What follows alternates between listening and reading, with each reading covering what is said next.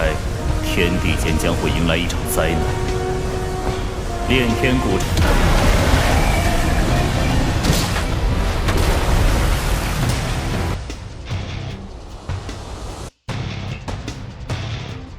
Halo Sobat Sama Kanang, gimana kabarnya? Semoga kalian baik-baik saja ya. Seperti biasa, pada video kali ini kita akan membahas preview cerita Donghua BTTH Flame Emperor episode ke-63, yang dimana pada episode sebelumnya di puncak Xuan Santian, suasana memanas saat Raja Xuanling hendak membunuh Lu Di karena diketahui berasal dari ras Medusa, musuh bebuyutan kerajaan. Beruntung Chang Yu turun tangan dan melindunginya dengan alasan Lu Di kini adalah murid pavilion pembakaran dupa. Dari pertemuan itu, Xiaoyan semakin yakin bahwa Cailin kemungkinan berada di Xuan Santian.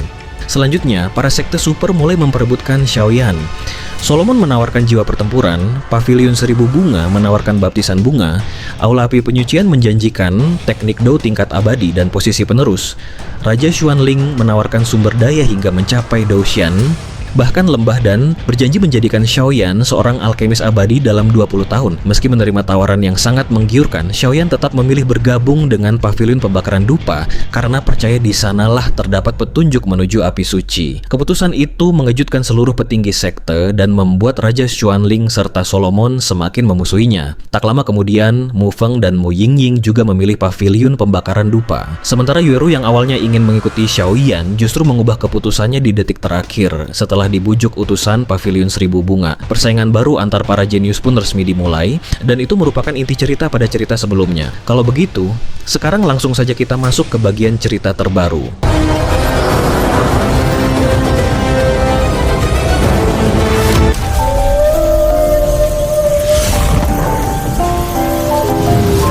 Di puncak gunung, berbagai cahaya warna-warni memenuhi udara. Cahaya tersebut berasal dari para pemimpin sekte kuat yang bersiap membawa para pendatang baru.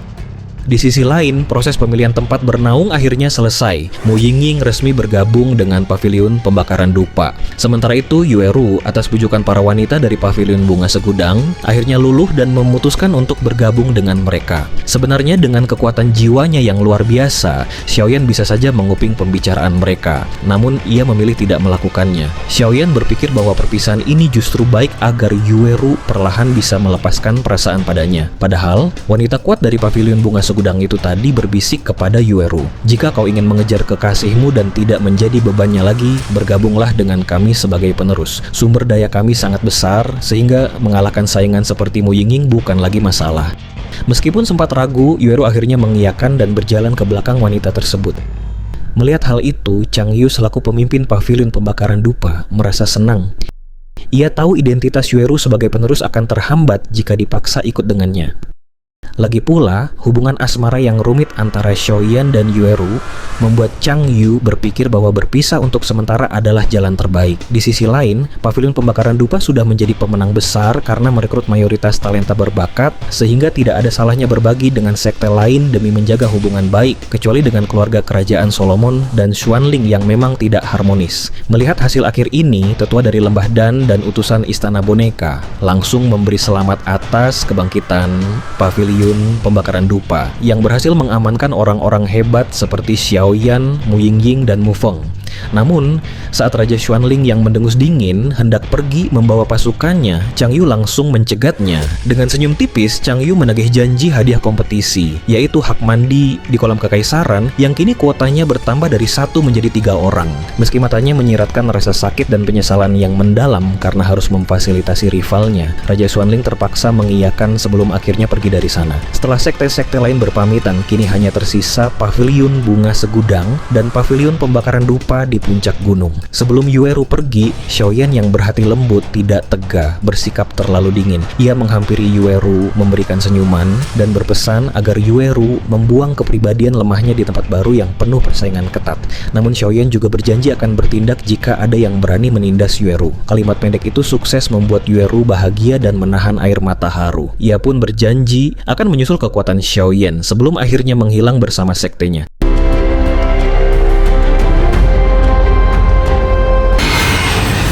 一种青光雕虽说只是武基友。 Tiba-tiba, sesosok familiar muncul secara malas. Itu adalah Xiaoyi. Ternyata, selama di puncak gunung, Xiaoyan telah meminta bantuan gurunya, Raja Naga Emas, untuk menyembunyikan Xiaoyi menggunakan metode rahasia tingkat tinggi yang bahkan tidak bisa dideteksi oleh Raja Xuanling. Di hadapan Chang Yu yang tersenyum maklum, Xiaoyan memperkenalkan Xiaoyi sebagai saudaranya demi menyembunyikan beberapa kartu as miliknya. Sambil memancarkan api putih susu dari tubuhnya, Xiaoyi pun menyatakan bergabung dengan pavilion pembakaran dupa. Sambil tertawa puas, Chang Yu segera melambaikan tangan dan menyelimuti mereka semua dengan cahaya api untuk terbang kembali ke sekte. Di tengah perjalanan, mata Xiaoyan berkobar penuh tekad. Kompetisi perebutan poin telah benar-benar berakhir, dan kini saatnya ia fokus mencari api suci.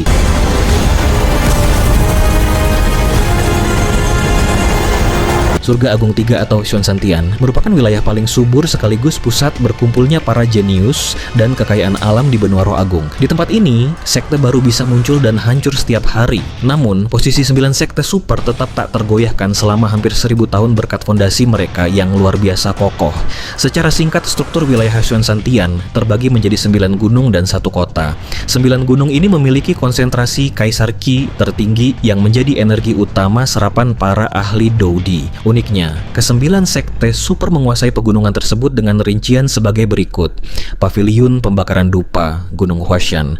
Huashan sebenarnya adalah gunung paling utama dengan energi kaisar terkaya. Namun, entah mengapa dalam seabad terakhir, energinya merosot drastis hingga ke urutan terbawah. Meskipun demikian, tempat ini tetap memikat karena tanahnya tertutup batuan keras yang secara alami menyimpan energi atribut api, sangat menguntungkan bagi murid mereka. Pavilion bunga beraneka ragam Gunung Wanhua ini adalah pegunungan terindah yang dipenuhi pemandangan alam memukau dan sangat cocok untuk perempuan. Di balik keindahan bunga dan sungainya, tersimpan racun yang mematikan. Menariknya, markas mereka dibangun di dalam mata air terindah dan para muridnya terkenal cantik jelita bak makhluk surgawi serta mahir berenang.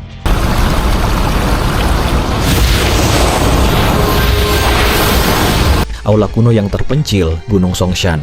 Sekte ini berfokus pada teknik pemurnian tubuh. Alhasil, pemandangan murid yang berlatih mondar-mandir dari puncak ke kaki gunung menjadi makanan sehari-hari di sini.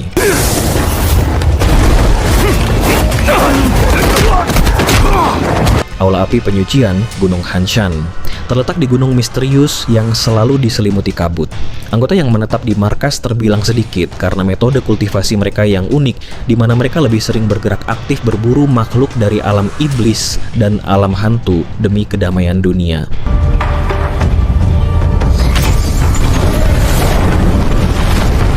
Keluarga Kerajaan Solomon, Gunung Yinshan. Sekte misterius yang reputasinya agak buruk. Penyebabnya, siapapun yang tidak sengaja masuk ke Yinshan pasti hilang misterius. Bahkan pencarian besar-besaran internal mereka pun selalu nihil, membuat sekte lain luar biasa waspada. Rumah boneka Gunung Taishan memiliki gaya bertarung unik dengan mengendalikan boneka menggunakan douqi. Gunung Taishan sendiri merupakan puncak tertinggi dengan pandangan terluas yang bisa memantau seluruh alam Xuanzantian. Lembah Pil, Gunung Danshan, tempat suci bagi para alkemis. Danshan memiliki kekuatan misterius yang membuat tanaman obat tumbuh lebih cepat dengan kualitas terbaik. Tanpa bahan dari gunung ini, keahlian para alkemis akan sia-sia.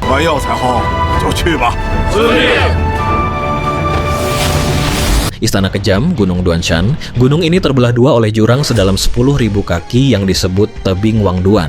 Syarat bergabung ke sekte ini sangat ekstrim. Murid harus memutuskan 7 emosi dan 6 keinginan agar bisa melompati tebing tersebut. Sekte 10.000 Pedang, Gunung Tianshan. Gunung ini merupakan gunung logam raksasa. Kombinasi antara niat pedang yang tinggi dan pasokan senjata ilahi dari logam gunung membuat sekte ini sukses menduduki peringkat nomor 1.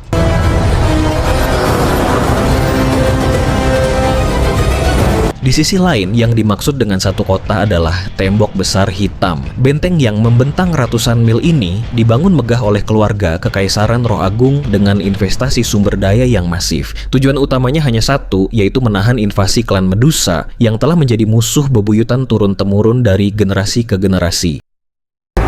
恰恰相反，它很强大，强大到让人觉得无敌。Gunung Hua merupakan pegunungan legendaris yang memiliki sejarah indah dan pernah melahirkan banyak tokoh hebat dari pavilion pembakaran dupa sebelum aura kekaisarannya memudar. Di kaki gunung, ruang sedikit bergetar sebelum akhirnya Chang Yu muncul bersama rombongan murid baru yang langsung terpukau melihat deretan pegunungan megah yang menjulang tinggi menembus awan tanpa batas. Saat seorang murid bertanya tentang letak sekte, Chang Yu tertawa dan menjelaskan bahwa pavilion pembakaran dupa berada di puncak Gunung Hua, tepat di dalam sebuah ruang terpisah bernama Domain Pembakar Langit. Tempat itu dilindungi oleh formasi pembakar langit, sebuah formasi pelindung sekte yang sangat ganas. Mendengar nama tersebut, Mu Feng terkejut dan bergumam kepada Xiaoyan bahwa formasi berelemen api itu ditempa oleh seorang ahli Doshian sepanjang hidupnya. Bahkan konon pernah membunuh seorang ahli Doshian lain. Tertarik dengan cerita itu, Xiaoyan mencoba melepaskan kekuatan jiwa tingkat Kaisar Fana miliknya untuk menyelidiki rahasia gunung. Namun, baru meluas beberapa ratus meter, kekuatan jiwanya langsung ditelan habis oleh kekuatan tak dikenal.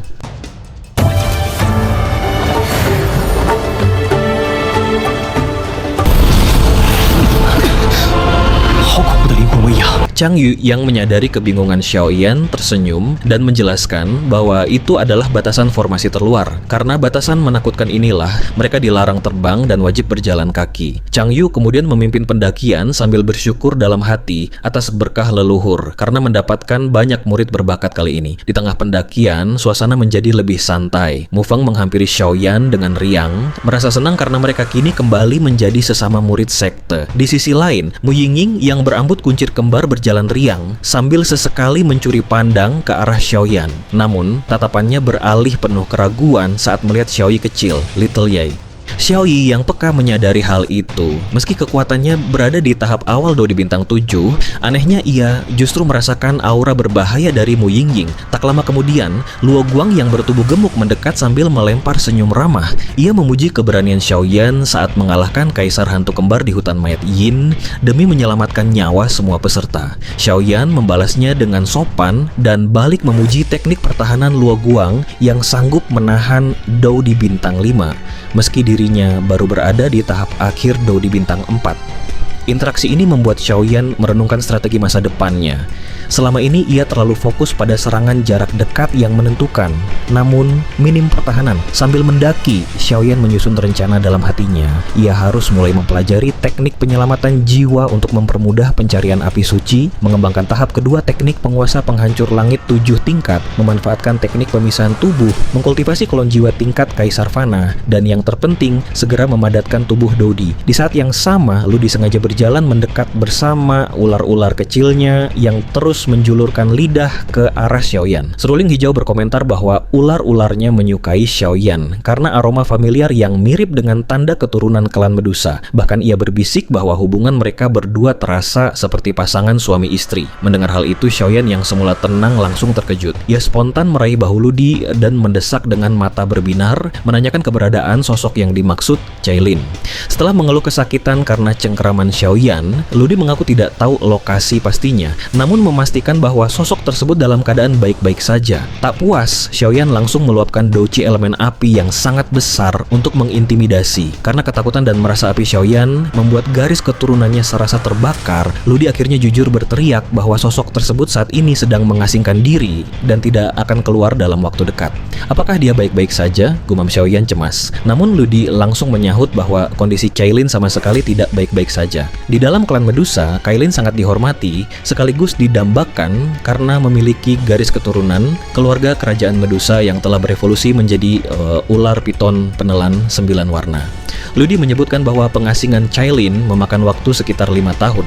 Di sisi lain, Ludi memperingatkan bahwa mereka mungkin akan menjadi musuh saat ia kembali ke klannya nanti. Menanggapi hal itu, Xiaoyan justru tersenyum tenang, jangan khawatir, hari itu tidak akan pernah datang. Sambil melesat ke puncak Gunung Hua, Xiaoyan memantapkan tekad. Dalam 5 tahun ini, ia harus menjadi jauh lebih kuat agar bisa menjemput Cailin di klan Medusa.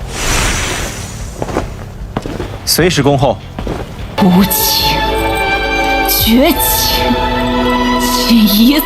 Di belakangnya, Lu Di mengikuti sambil menggelengkan kepala. Ia heran bagaimana seorang Dodi bintang 4 tahap awal bisa menjadi suami sang ratu. Meskipun ia memang merasakan aura samar Cailin pada pemuda itu. Tak lama kemudian, rombongan tiba di tengah jalan mendaki Gunung Hua dan terhadang oleh jurang yang menjadi penghalang alami.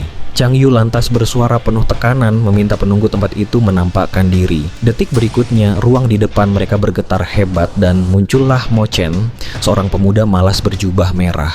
Setelah ditegur Chang Yu agar tidak telat karena ketiga pemimpin sekte sudah menunggu lama, Mo Chen langsung tersenyum menyanggupi.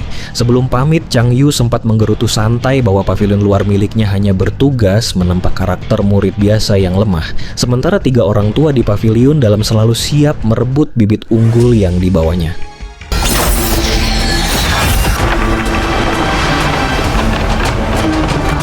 Sambil memimpin jalan, Mo Chen menjelaskan bahwa berbeda dengan pavilion luar, pavilion dalam adalah tempat mempelajari teknik doji yang mendalam dan keterampilan unik yang ampuh. Di sisi lain, Mo Chen diam-diam kagum karena kali ini sekte mereka berhasil mengamankan 5 murid paling berbakat, termasuk 3 peringkat teratas kompetisi perebutan poin, padahal dulu Mo Chen sendiri hanya mampu meraih peringkat ke-10.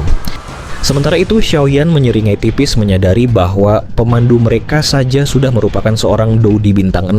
Namun, kejutan tidak berhenti di situ. Suara gurunya, Raja Naga Emas, tiba-tiba bergema di benaknya dan membocorkan bahwa di dalam pavilion terdapat teknik bernama penguasa pengubah langit yang dibuat khusus untuk Xiaoyan.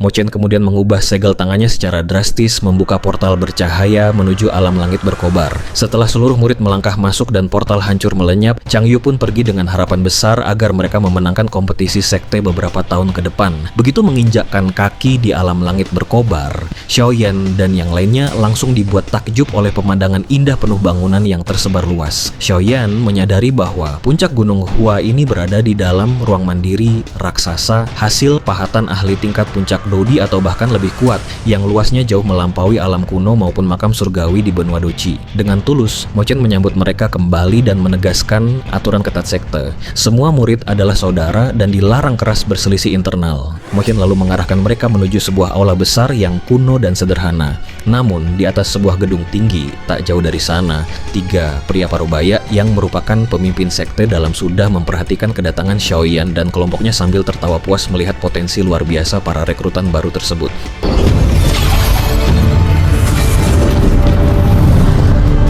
Xiaoyan dan rombongan bergerak cepat hingga tiba di tujuan dalam sekejap. Begitu mendarat, mereka langsung disambut oleh 3 sosok misterius yang berdiri kokoh. Sosok berjubah putih terkekeh melihat kualitas murid kali ini. Di sisi lain, seorang pria kurus menimpali sembari menceritakan informasi dari Chang Yu tentang segel Kaisar Hantu Kembar, setara Dodi bintang 8 yang lepas di hutan mayat Yin.